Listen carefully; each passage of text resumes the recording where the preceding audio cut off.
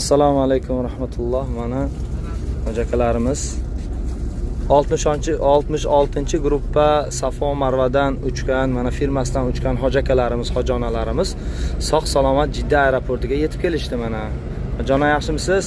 Mana hammalari alhamdulillah sog' salomat. Hammalar yaxshi. Inshaalloh Allohning irodasi bilan hozir Madina Munavvaraga boramiz. Rasululloh sallallohu alayhi va sallamning shaharlariga boramiz. Inshaalloh Rasululloh sallallohu alayhi va sallamning qabrlarini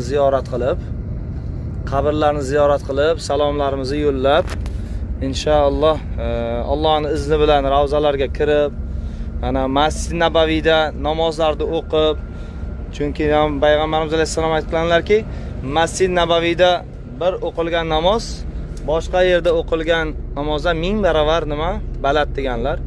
Shuning uchun inshaalloh Alloh nasib qilgan bo'lsa, Rasululloh sallallohu alayhi va sallamning 2 kun mehmonlari bo'lamiz.